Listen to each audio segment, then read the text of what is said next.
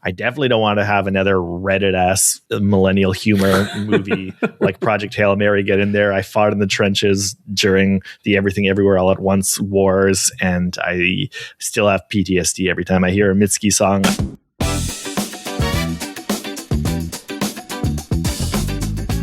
Welcome back to Oscars Outsider, a podcast about the awards race, Hollywood, history, the magic of movies, and friendship. My name is Dylan Ferguson, and with me is Craig Midwinter. Hey, Craig, how's it going? Pretty good. Yourself? Pretty good. Hey, did you see Canada win their game in the World Cup last night? I did, yeah. It was very exciting. Let's go. Yes. This is also a Canadian podcast, by the way, guys.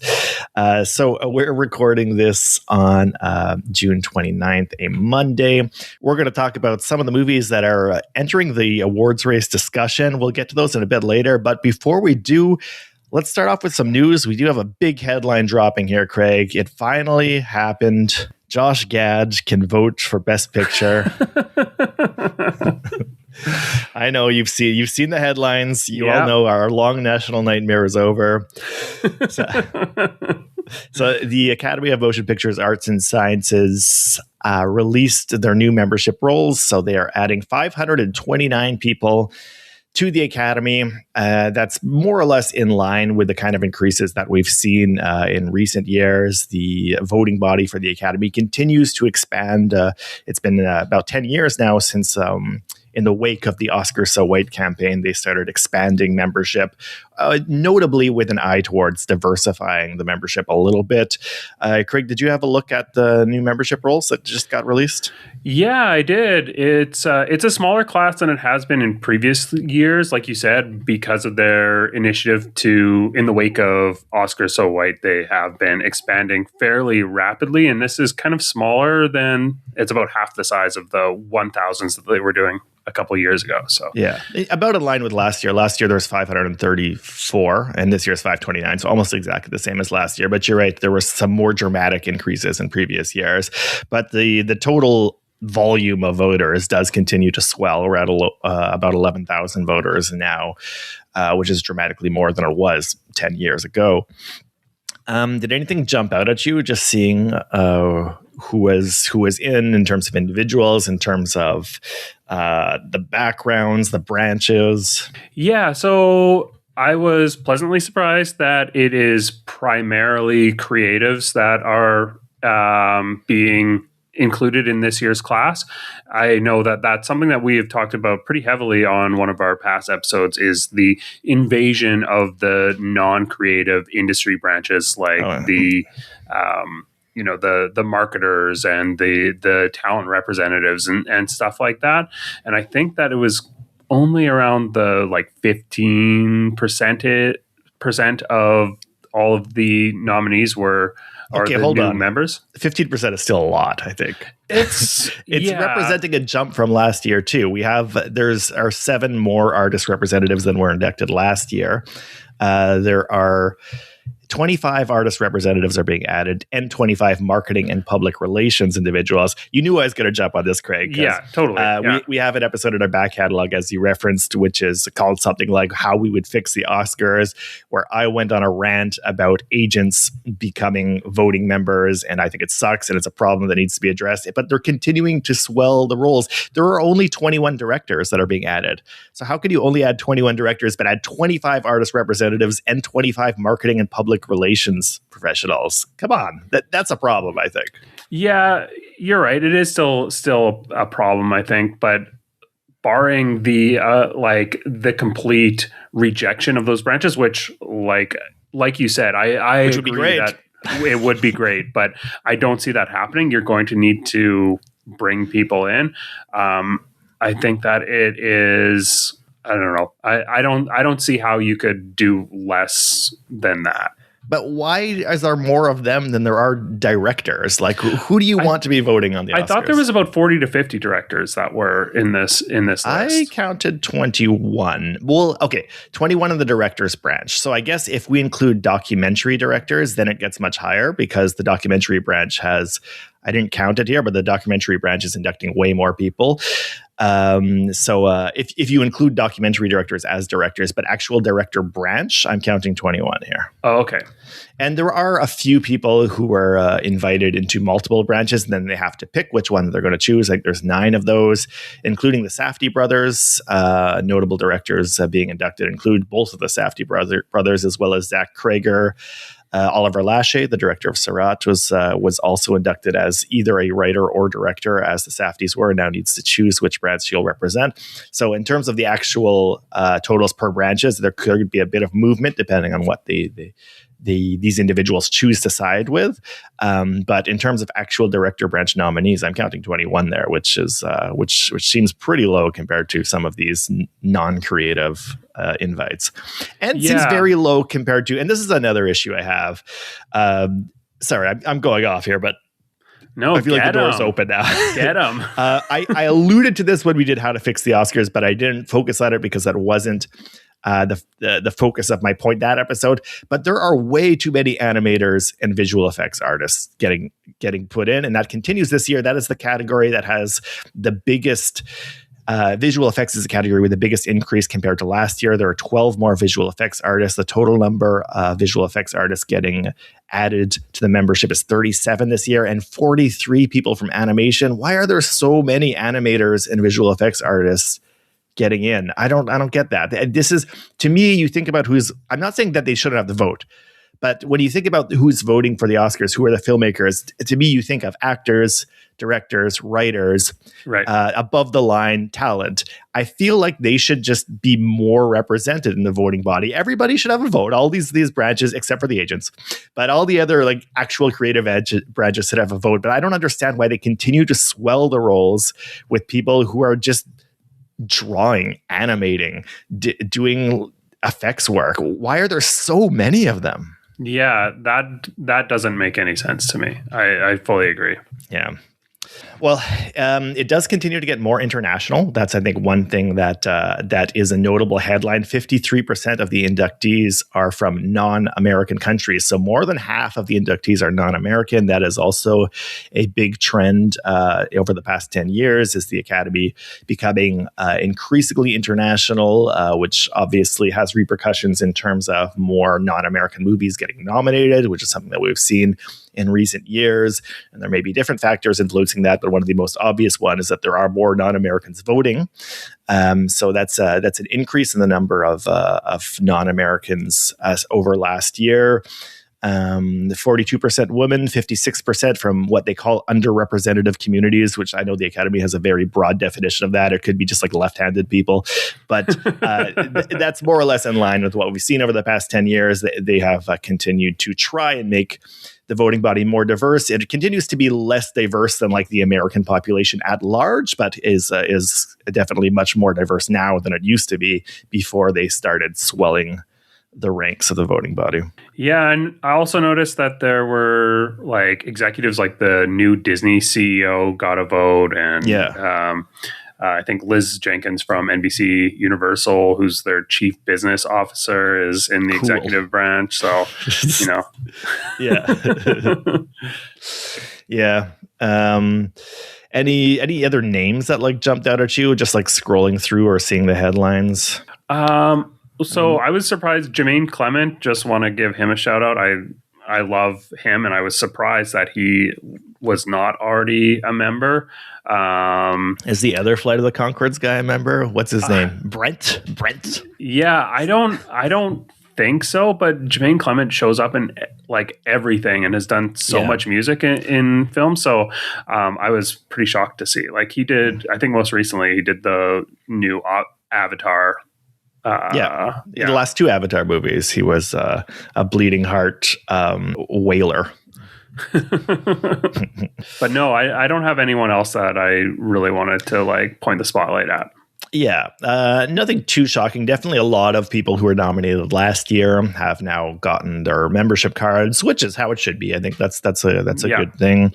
In terms of actors, a lot of actors who have had kind of breakout years recently, like Jacob Elordi and Josh O'Connor, Jenna Ortega, Mia Goth, they're getting their membership cards.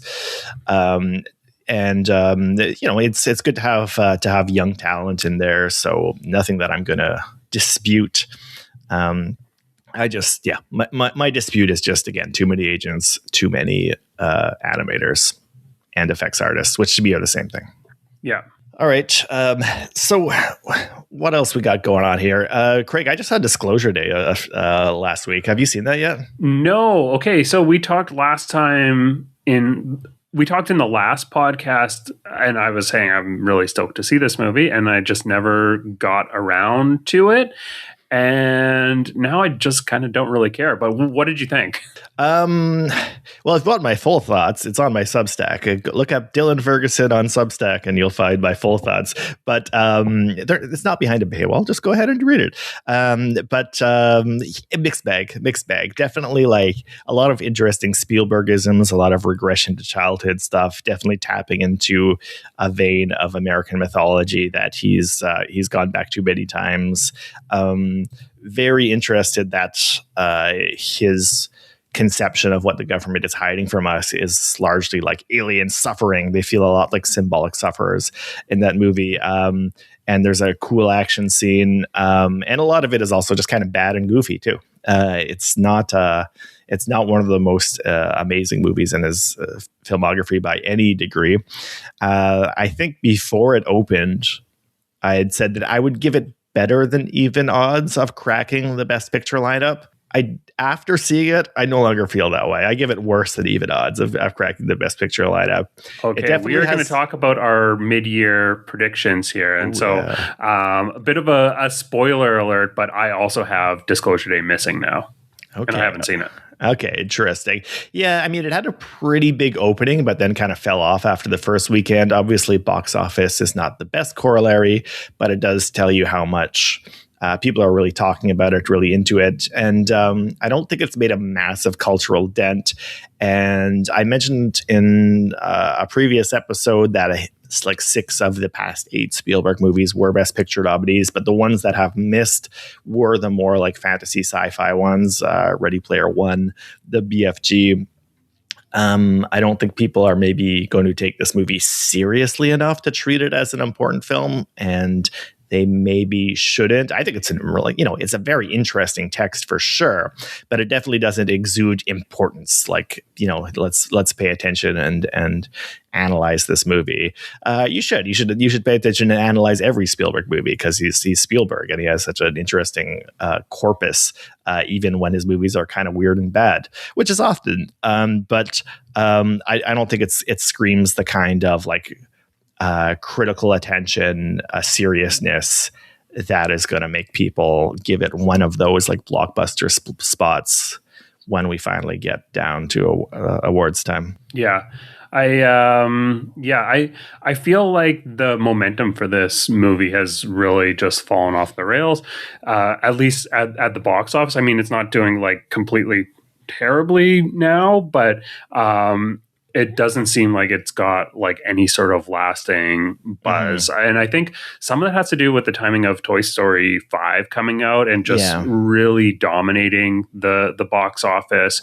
That's kind of been the major story this past weekend, like Supergirl being completely unable to have any sort of ability to take off with Toy Story 5 kind of dominating the box office still. So, I have lost all enthusiasm to see Disclosure Day. I'm probably still will see it eventually, but it's not like something I'm going to plan my week around anymore. Okay. Let me throw a couple other titles at you that we haven't discussed yet, but that have popped up recently, because there's 2 I want to compare, and I want you to tell me which one you think is going to get more Oscar nominations. So I want to compare 2 movies. They're both being released by A24, and they're both kind of social comedy dramas that kind of fall under the category that I would call maybe this should have been a play. One of them is the third feature from Olivia Wilde, The Invite, which had a big reception at Sundance in the winter, and was picked up by A24 for $12 million after a bidding war with other studios, and is just entering like a limited release this week, and we'll probably have a wider release eventually. Unlike Wild's previous feature, Don't Worry, Darling, which was kind of an infamous debacle that got bogged down in a lot of tabloid stories, critics have generally been very nice to The Invite, which stars Wild and Seth Rogen and Edward Norton and Penelope Cruz. It's a remake of a Spanish movie, kind of a talky apartment drama comedy thing, which has drawn a lot of comparisons to Who's Afraid of Virginia Woolf. So that's one movie. And the other I want to contrast it to is one that just had a trailer drop recently, which is also the third feature from an actor turned director. I'm talking about Jesse Eisenberg's The Debut. Jesse Eisenberg's The Debut. Have you seen this trailer, Craig? I have seen it twice. I went back and watched it. Big Gigi fan, love Paul Giamatti. So we're big Pauly G guys on the pod here. We love Giamatti. Giamatti, come on the show. You know, that invite's still open. And I think his character in the trailer is described as like the most important community theater director in New Jersey, which sounds like such a Paul Giamatti character. So that alone makes me stoked. So Paul Giamatti and also Julianne Moore, a couple of award season veterans in that. One thing that's interesting about the trailer is that until you see like the credit lyrics by Jesse Eisenberg at the end, you wouldn't know it's a sneak musical, right? They're doing that classic thing that Hollywood does, which apparently hasn't changed since Wicked, where they advertise musicals as if they were not musicals. Hollywood continues to be embarrassed of musicals and refuse to put actual songs in the trailers. So this is a sneak musical with zero singing appearing in the trailer. We will see what happens. Jesse Eisenberg's last movie, A Real Pain, of course, it did not get a Best Picture nominee, but was in the conversation and had Best Supporting Actor. One Best Supporting Actor for Kieran Culkin, as well as having a screenplay nominee. So he's definitely dipped his toes into Oscar season, and with the kind of the pedigree of Giamatti and Moore, you have to think that it might have some sort of a chance. You could definitely see Paul Giamatti getting in It's His Time kind of narrative going, which sort of already happened for him for The Holdovers a couple years ago, though that was not his year. That was Cillian Murphy's year. Anyway, so those are the two movies, The Invite and The Debut. Craig, which one of those two gets more Oscar nominations for you? So I think The Debut has the better chance at being within the Best Picture conversation, at least. I think that, Jesse Eisenberg, it's a mix of like kind of knowing his lane and also taking risk. Like, I think that Jesse Eisenberg proved with A Real Pain that he had great control over like a small film with big actors, like actors that are really able to give kind of a two-fisted performance. And so I think that I have a lot of confidence in his ability to execute here. And I think that the musical side of this is a risk. And we know that voting bodies like it when directors and filmmakers take risks that end up paying off. This was a really good trailer. I think that Julianne Moore looks like she's got a super dynamic performance. Paul Giamatti is just like so magnetic all the time. And I think that there is this narrative that could be built for him. I think he'll probably be within the supporting actor category because I think that is going to be a better fit for competition for him. So I could see this getting in the Best Picture conversation. I could see nominations for Julianne Moore. I could see nominations for Paul Giamatti.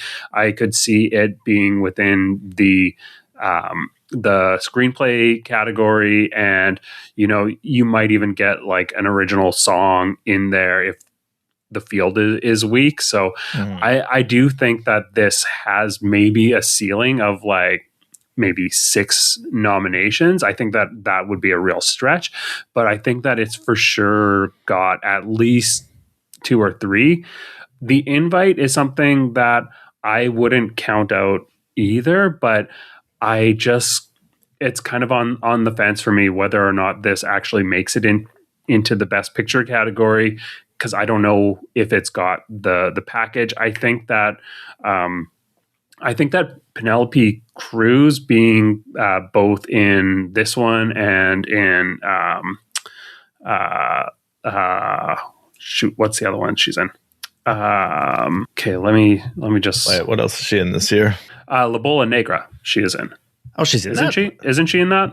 Let me look it up. I'm not aware. No, she's in something. She's in something. I see her She was with in the super like thin eyebrows.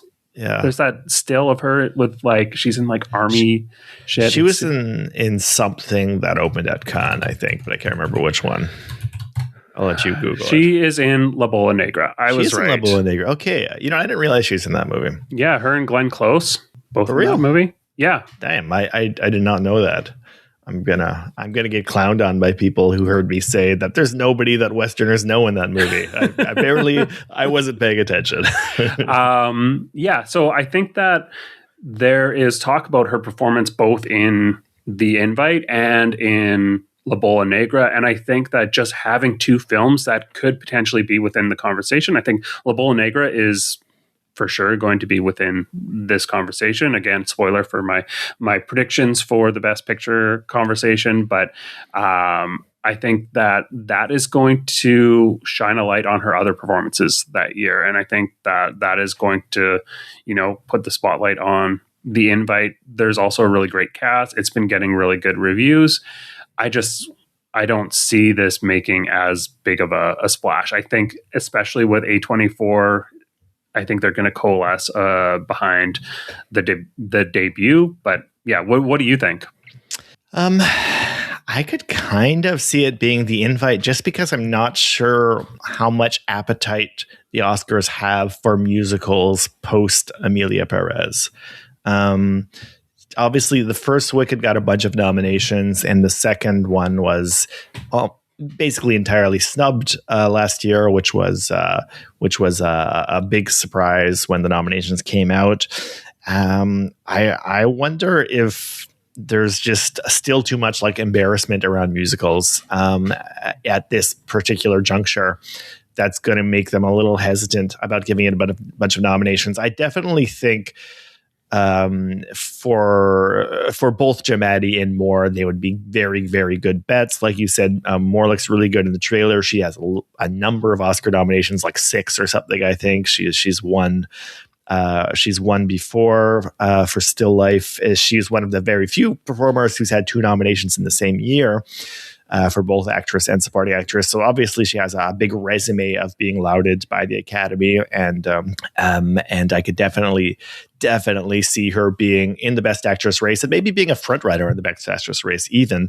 Giamatti, like I said, I could definitely see the kind of goodwill coalescing around him. He's only been nominated twice in his career, which feels surprising. It feels like he should have been nominated more often than that with the many roles he's had. Some people are still bearing a grudge about the fact that he wasn't even nominated for his performance in Sideways. Mm-hmm. By some people, I mean me. And so I could definitely see both of them. And I even would say that I expect both of them to get nominations. Would there be other nominations for the movies beyond that? I don't know. Best Picture, I have a hard time just seeing kind of a slightly weird indie musical getting into the Best Picture field, but it could happen. I think there's goodwill around Eisenberg. I think as he could be up for screenplay easily. He was for A Real Pain. Original screenplay is kind of a lane that he slots neatly into. But The Invite, just by nature of not being a musical, by having performers that are kind of well-liked and well-respected in Hollywood, there's a good opportunity for like a redemption arc for Olivia Wilde.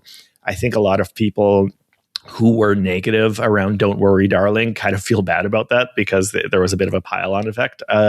And I think there's goodwill towards the movie and maybe towards Olivia Wilde personally. And I think I'll go with The Invite as maybe having a better chance of getting into Best Picture and having a better chance to get both maybe acting and supporting. Like all 4 performers could potentially be in the conversation. Screenplay definitely in the conversation. Yeah, I'm not saying that with any confidence. Part of it is just to be contradictory against you, but I feel like the musical factor is going to play against the debut. Yeah, I'm like one thing that I didn't mention is since these are both from the same studio, just looking at kind of positioning for a signal, the invite being released pre-September kind of signals that they're not looking at this as an immediate Oscar movie. Like, it's not within that fall release section where the debut is.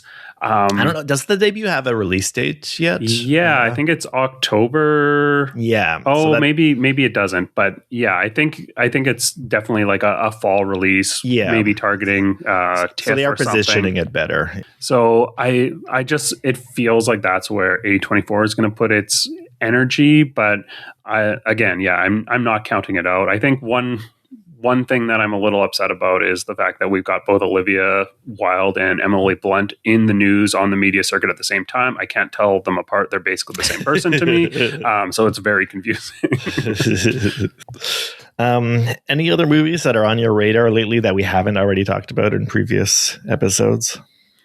I mean, I'm feeling really good about Obsession. I know we talked about it a little bit, but the fact that it's carrying so much momentum after having seen it, I feel like it might have enough to sneak into that Best Picture.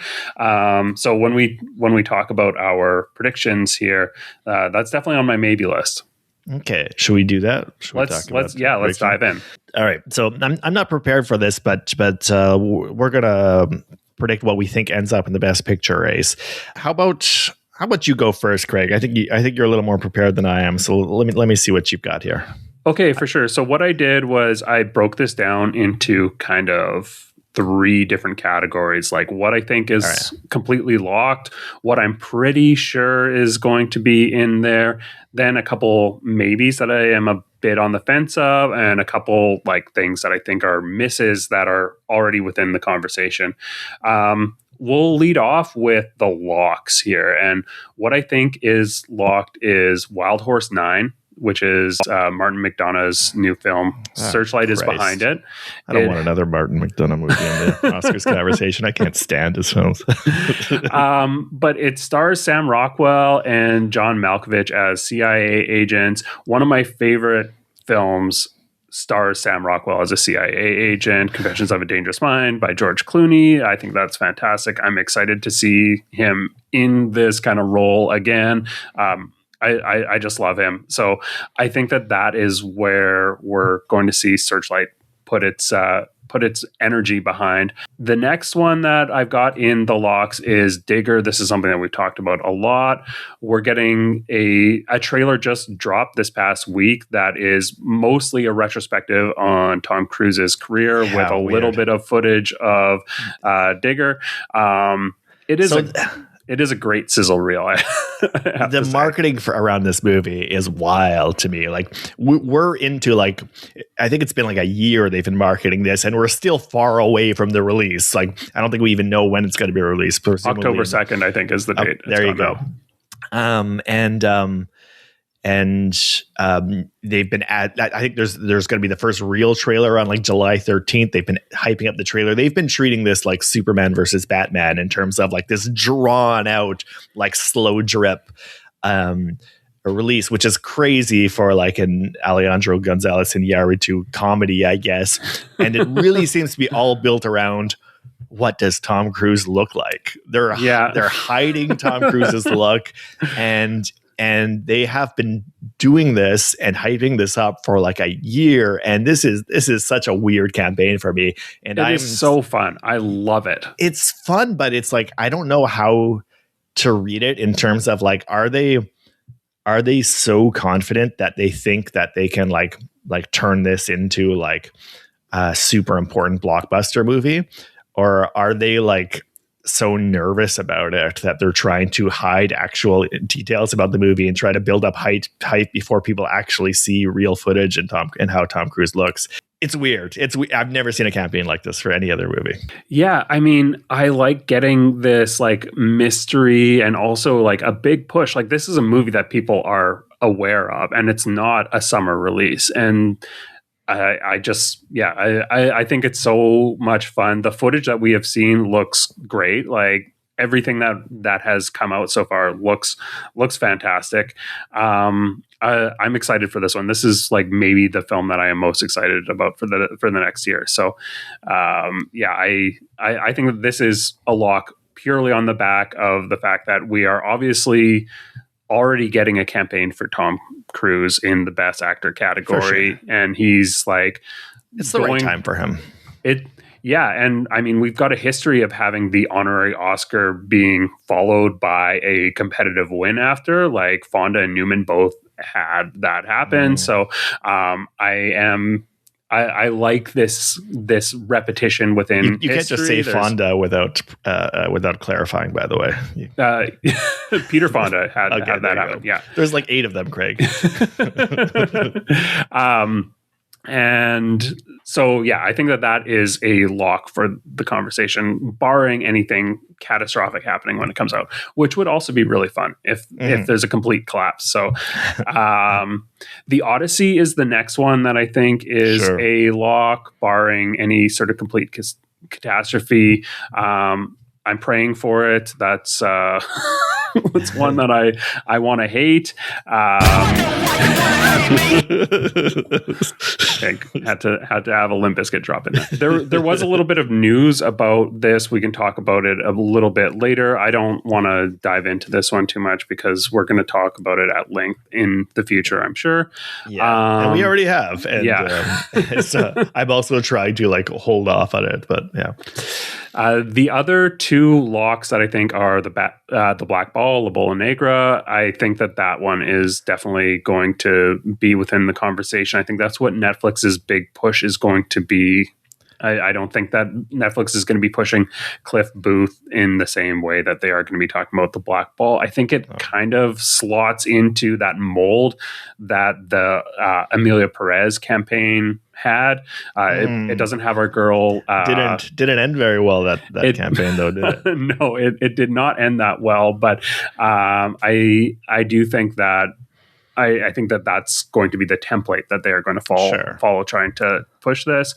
And finally, before we continue there, are we settled on whether Netflix is going to release it in North America as La Bola Negra or the Black Ball? Because you've called it both. I've called it both. Are they going with the Spanish title or are they going with the English translation? Do we know? I'm not really sure. I've seen people discuss it using both, so I have been using both. So I don't know. It's got a November 6th theatrical release date attached, so it's going to be right within that window.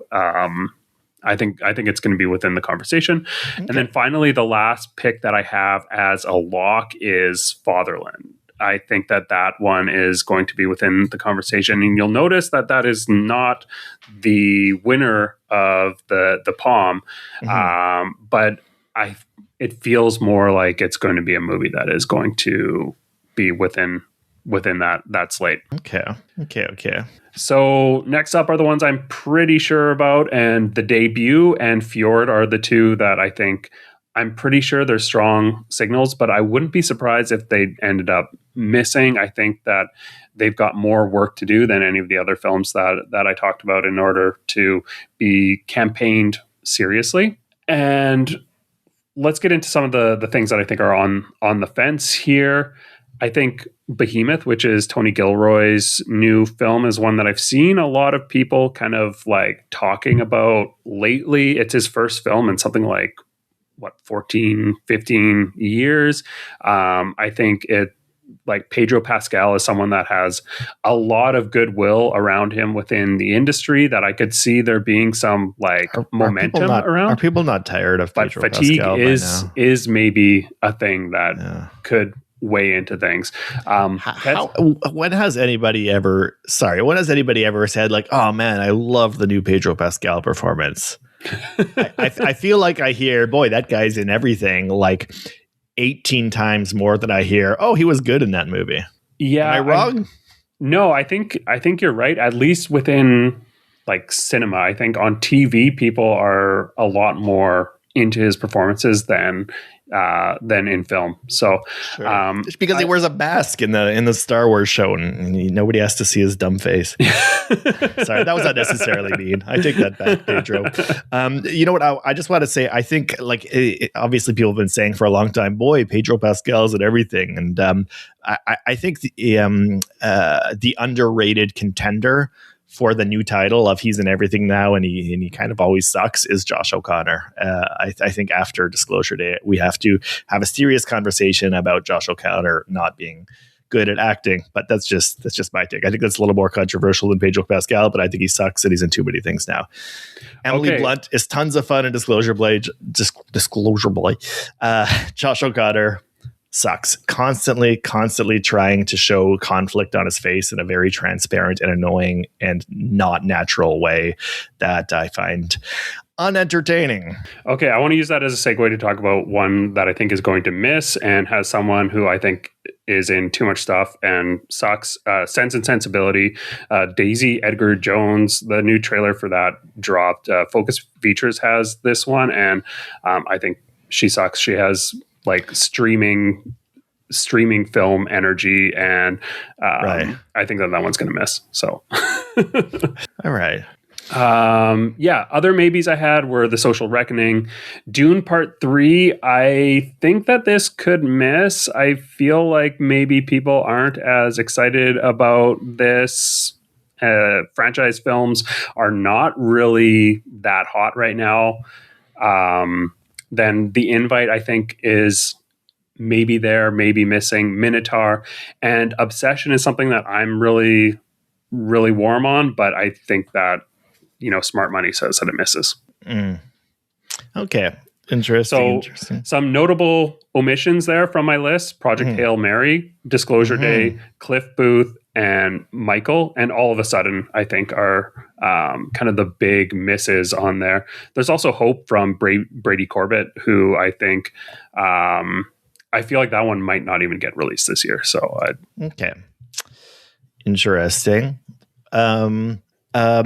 I think, I hate to say this, but okay, let me try to work out what I would put as my 5 locks. Cause just to recap, your locks are Wild Horse 9, Digger, The Odyssey, The Black Ball, and Fatherland. I think those are solid picks. I do not want this, but I think both Project Hail Mary, I've come around to admitting to myself, and Michael are both much closer to lock territory than you do. And I do not want to see either of those. I do not want to see another crap ass musical biopic. I definitely don't want to have another Reddit ass millennial humor movie like Project Hail Mary get in there. I fought in the trenches during the Everything Everywhere All at Once wars, and I still have PTSD every time I hear a Mitski song. I do not want to have to go through that period again. But I feel like that people will not stop talking about that movie, and I think that's going to force it into the conversation. I think the kind of the 30-something verging on 40-something contingent of Oscars voters are like really into that stuff and are gonna, and all those visual effects artists who are now voting members are also going to be down and going to be pushing that in there. Would I put either of those ahead of any of your locks? I think I might. I feel like I still need to be convinced that The Black Ball is an actual Best Picture contender. We'll see. We're probably very far away from its actual release. And though I totally understand the reasoning behind it, a lot of people have been pushing for that and have been calling me stupid for dismissing it after Cannes, and they might be absolutely right. But we will see. So I'm going to say that I 100% agree on The Odyssey and Digger. Those were the two that I would definitely have in my locks. Wild Horse 9, I don't know. I don't know much, but I think I would put both Michael and Project Hail Mary in there ahead of, you know what, I'm going to take out, I'm editing your top 5. I'm keeping Digger. I'm keeping The Odyssey. I'm taking out Wild Horse 9 and The Black Ball and Fatherland, which I'm not as, I do agree Fatherland's probably going to be like pretty popular and probably gets in. But in terms of what is what is going to be the big foreign movie that gets the most nominations this year? Fatherland and Fjord are both definitely contenders. Black Ball, we talked about all this because all these were Cannes movies. We talked about them all coming out of Cannes. And of course, we still have to wait and see what picks up momentum after the fall festivals.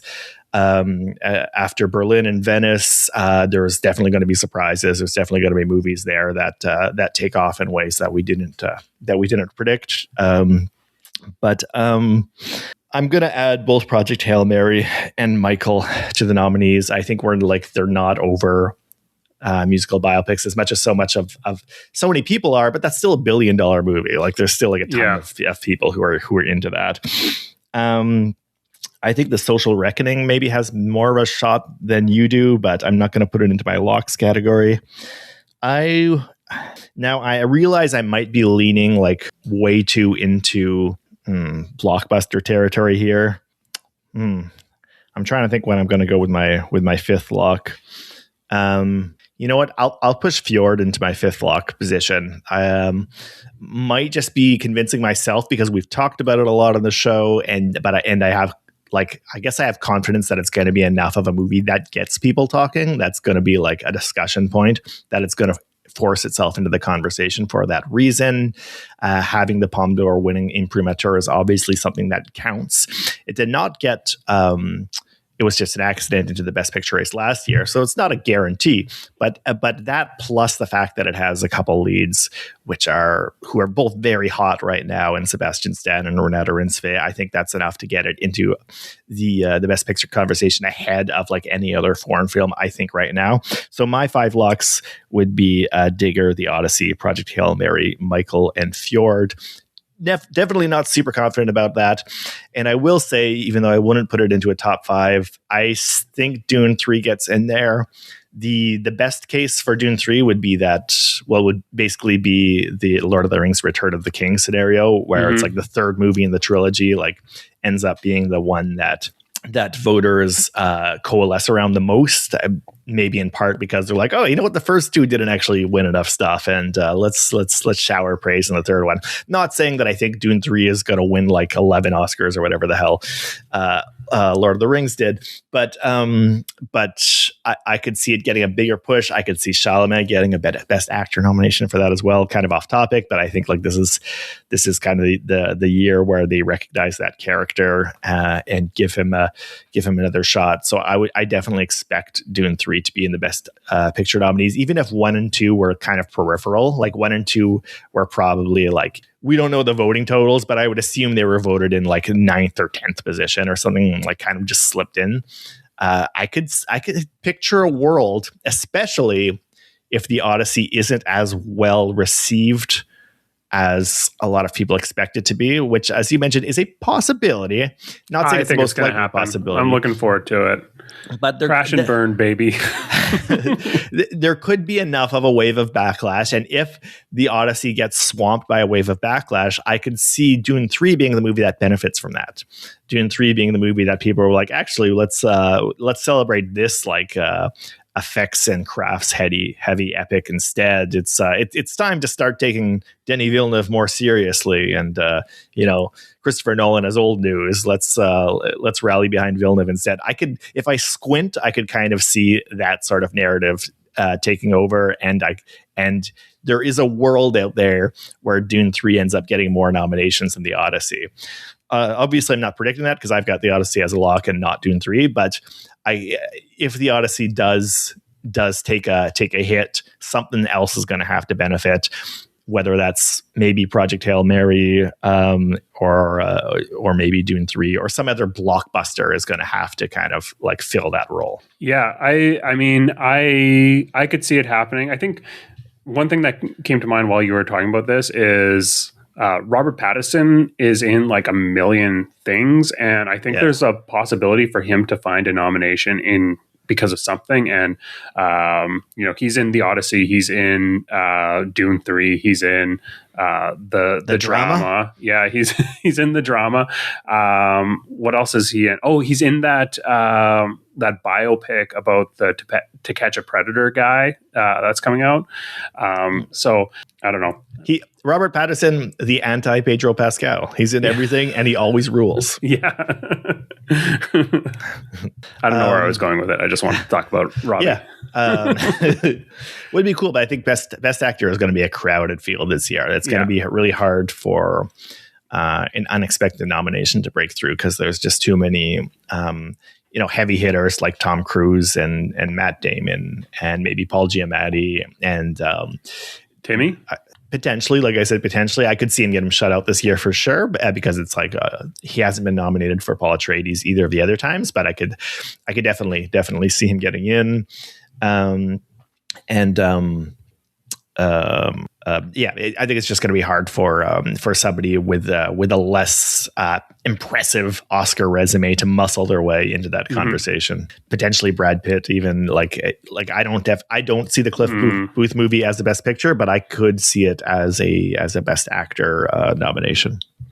Yeah, I don't feel good about the Cliff Booth movie, and I don't feel good about The Social Reckoning for similar reasons. Like, these are two sequels to movies that were like really iconic pieces of the original director's filmography, and they are passing the sequel off to another filmmaker. In one case, that filmmaker that is on the receiving end is also the giver on another with David Fincher, which is really funny to me. But the lack of like kind of confidence in the property, and these aren't like huge like franchises that they're handing off. It's like, but the signal in the lack of confidence is one that I just feel like is not a good sign. I think the social reckoning, it feels like a streaming movie too. It's got the streaming stink on it. So The Social Reckoning, I don't see it as a best picture player, but I definitely see both Jeremy Strong and Mikey Madison being in the conversation and very likely getting nominations. I could absolutely see Jeremy Strong getting a best actor nomination for his Zuckerberg.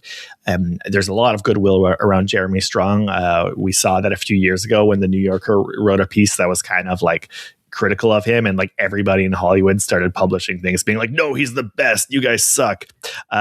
People in Hollywood really think he's an amazing actor and really like him a lot.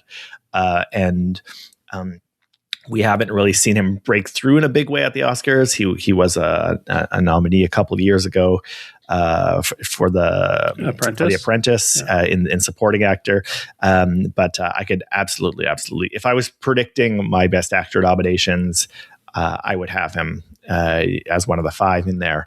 And again, I think Jeremy Allen White's participation in that project also is not a good sign for me. I mean, I know a lot of people like him, but he's got like TV guy written all over him. He had a huge star turn playing a slug in a Star Wars movie. What are you talking about? He did. I don't know. I don't watch Star Wars movies. Well, and the new one, whatever it's called. I don't care. But like, he also Goku seems and like Mandingo or whatever. He played like Jabba the Hutt's son, who is a gladiator. He seems so desperate for like recognition too, like within the cinema space. Him being Bruce Springsteen in that, what I'm going to assume was terrible Bruce Springsteen biopic. It really just makes me, I don't know. That's what you do vibes at that stage in his career, though. Like, I don't know. You're trying to make the leap to movie stardom. You got to plug into a biopic. That's what you do. I don't hold that against him. I think that's the system. That's what you got. It didn't work for him because that movie flopped. He was good in The Iron Claw, though. That was a big movie role. I didn't see that one, so that gives me a little bit of faith. Good. I did like him a lot in Shameless, the TV series. He's really good in that. But I'm also really interested about Mikey Madison and The Social Reckoning, because I believe this is her first role that's coming out since she won the Oscar 2 years ago, which is which is kind of wild, actually. Usually when somebody, especially somebody who's like not that established, wins Best Actress, like they've already got their next movie in the pipe, or if you're Jessie Buckley, you have it already coming out that week and embarrassing you as you win. But for her to have like not have another project on the go, to have held off, I'm sure she got tons of offers, to have held off and to finally be coming back in this kind of role in this kind of movie is very interesting to me. And I could absolutely see there being Oscars buzz around like Best Supporting Actress, probably could be Best Actress, but I could see it as more of a supporting thing. The trailer definitely foregrounds her a lot. So yeah, I definitely see that movie as a player for those two performers, but probably that's it. Maybe screenplay. Aaron Sorkin does get some screenplay love from time to time, and his original screenplay for The Social Network is very well loved, I think. So that goodwill will probably carry over, but I don't see it getting more than a maximum of 3 nominations. Okay, yeah, I think 3 seems about right. All right. Any hot take misses that you have? I don't know. I guess maybe I just don't want to talk about another Martin McDonagh movie, but I'm not sure that Wild Horse 9 is going to be like a big player. But okay. I have no idea. I don't think those, like, I'm not as stoked about like Sam Rockwell and John Malkovich as I actually do like John Malkovich a lot, but I feel like those aren't like the kind of actors that people are getting really excited about in 2026.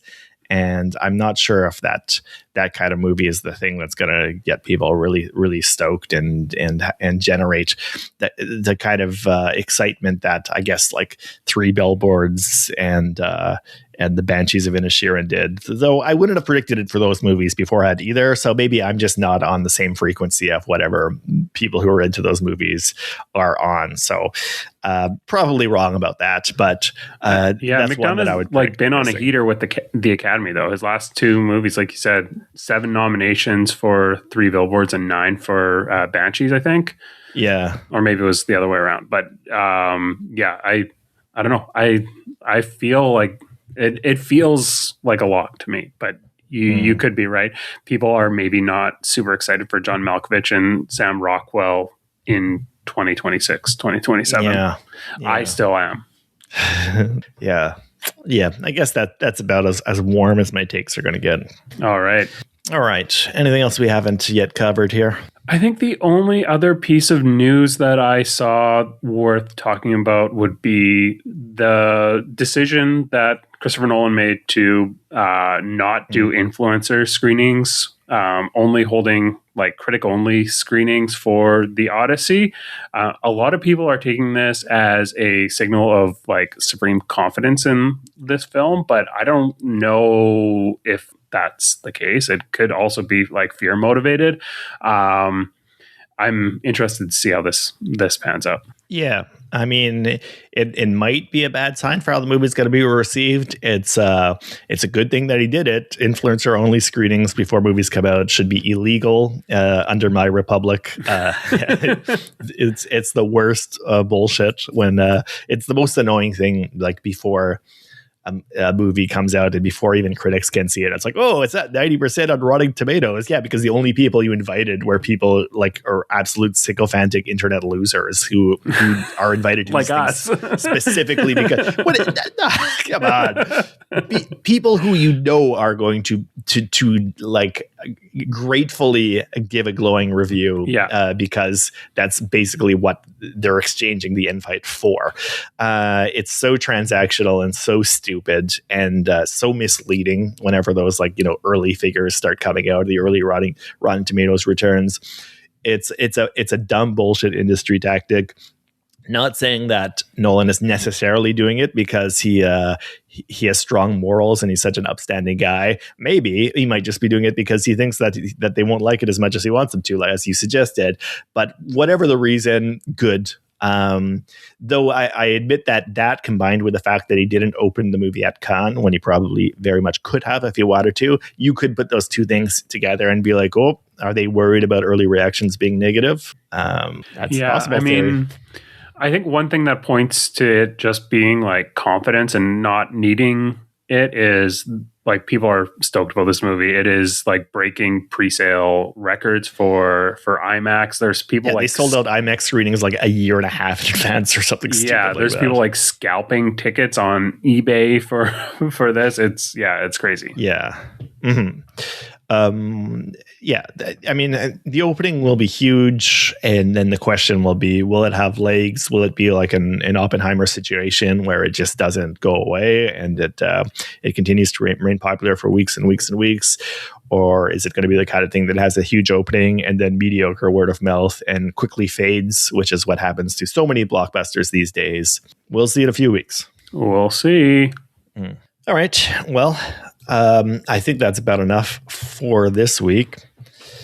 Craig, any last thoughts you want to leave our listeners with? No, you can just like, subscribe, leave us a comment. That's about it. That's all the energy I've got.